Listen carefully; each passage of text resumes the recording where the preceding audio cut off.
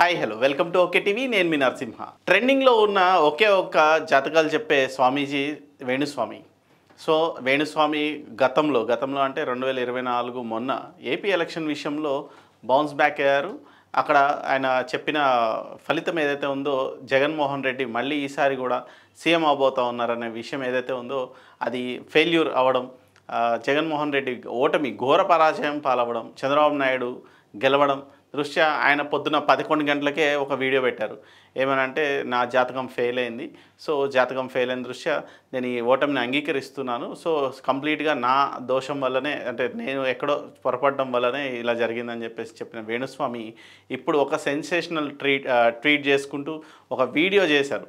Video చేస్తూ దానిలో యూట్యూబర్స్కి కావచ్చు, స్వయం ప్రకటిత జర్నలిస్టులకు కావచ్చు ఒక ఇది కూడా ఇచ్చారు, టార్గెట్ కూడా ఇచ్చారు. మంచి మెసేజ్ అంటే మంచి కామెంట్తోని మీరు మళ్ళీ నా వీడియోని యూజ్ చేసుకోండి అనే పాయింట్ ఆఫ్ వ్యూలో ఆయన మాట్లాడడం జరిగింది. సో ఆయన నాగ చైతన్య సమంత విషయంలో మాట్లాడడం జరిగింది గతంలో. ఆ వీడియోని అటాచ్ చేస్తూ ప్రజెంటు శోభిత ధూళిపాల అండ్ నాగ చైతన్యకి సంబంధించిన ఎంగేజ్మెంట్ జాతకం విశ్లేషించడం జరిగింది.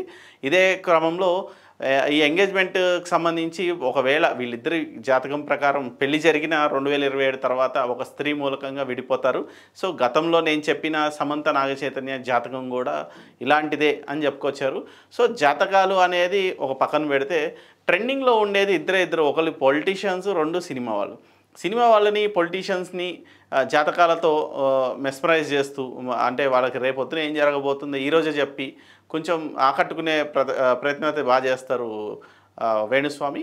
సో ఆయన అదృష్టం, ఆయన జాతకం బాగుంది కాబట్టే ఇలా సెలబ్రిటీస్వి లేదంటే ఇలాంటి పొలిటీషియన్స్వి జాతకాలు ఆయన చేతుల్లో పడడం, ఆయన చేతుల్లో ఈ జాతకాలు రూపుదిద్దుకోవడం, ఆయన చేతుల ద్వారా ఆయన నోటి ద్వారా ఈ వ్యాఖ్యలు రావడం అనేది కొంచెం సెన్సేషనల్ క్రియేట్ చేయడం అనేది కూడా ఒక రకంగా మంచి విషయమే. కాకపోతే ఆయన చెప్పేది ఏదైనా సరే నెగిటివ్వే. అంటే రాజకీయానికి సంబంధించేమో గెలుపు ఓటములకు సంబంధించి చెప్తే, సినిమా వాళ్ళకి సంబంధించి వాళ్ళ కెరియర్ లేదంటే వాళ్ళ పెళ్ళి వైవాహిక జీవితం లేదంటే వాళ్ళ పిల్లలు విషయంలోనే ఆయన ఎక్కువ ట్వీట్ చేస్తూ ఉంటారు. ఆయన కొన్ని వీడియోస్ రిలీజ్ చేస్తూ ఉంటారు. సో బేసిక్గా ఆయన వెనకాల చాలామంది సినిమా వాళ్ళు క్యూ కడుతూ ఉంటారు. నా జాతకం చెప్పండి అని కానీ, కామాఖ్యలో జపాలు హోమాలు చేయించండి అని కానీ, పూజలు చేయించమని కానీ చాలా పెద్ద హీరోయిన్స్ ఆయన వెంటబడుతూ ఉంటారు. ఇదే క్రమంలో పొలిటీషియన్స్ కూడా వెంటబడుతూ ఉంటారు. అది కొంతమంది మొన్న వైసీపీకి సంబంధించిన పొలిటీషియన్స్ అయితే కొంచెం గట్టిగానే వెంటబడినట్టు తెలుస్తుంది. ఎందుకంటే వైసీపీ ఘోర పరాజయం తర్వాత. సో ఇదే క్రమంలో ఈరోజు ఆయన చేసిన వ్యాఖ్యలు ఏదైతే ఆయన విశ్లేషించిన జాతకం ఏదైతే ఉందో ఆ జాతకం కంప్లీట్గా నా జాతకం ఫెయిల్ అయితే బాగుండు అని చెప్పేసి ఆయన మొదటిసారి ఆయన అలా కోరుకోవడం. సో అది చాలామందికి ఒక రకంగా వేణుస్వామి ఎందుకు ఇంత మారిపోయారు, అసలు వేణుస్వామికి ఏమైంది అనే పరిస్థితిలోకి వచ్చింది. సో ఆయన చెప్పమన్న కామెంట్ ఏంటంటే ఆయన గురించి మంచిగా విశ్లేషించమంటున్నారు.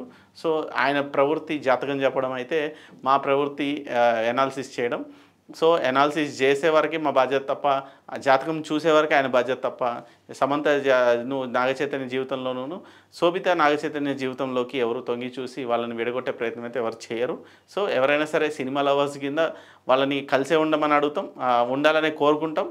రెండోది ఇటు రాజకీయ పరంగా కూడా ఎవరి వర్గం వాళ్ళకు ఉంటుంది కాబట్టి వాళ్ళ ప్రయత్నాలు కూడా వాళ్ళ ఆలోచన కూడా మా నాయకుడే గెలవాలి అనే ఆలోచన ఉంటుంది కాబట్టి ఆయన పని ఆయన చేస్తారు, మీడియా పని మీడియా చేస్తుంది. వ్యక్తిగత జీవితాలు దైవాధీనం, దేవుడి ఆధీనంలో ఉంటాయి కాబట్టి ఆయన ఇచ్చిన బ్లెస్సింగ్స్ బట్టి ఉంటాయి. పూర్వజన్మ పాప ఫలితాలు పుణ్య ఫలితాలు బట్టి ఉంటాయి.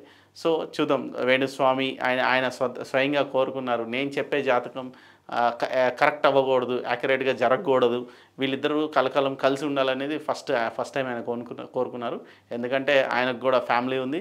సో ఆయనకు కూడా ఒక మనసు చెలించి ఉంటుంది, అరే ఇలా ఎందుకు జరుగుతుంది నాగ చైతన్యకే ప్రతిసారి అనే ఆలోచన ఏదైనా ఉంటుంది. So it's all enough. Thank you. ఓకేనా, వచ్చేసిందా?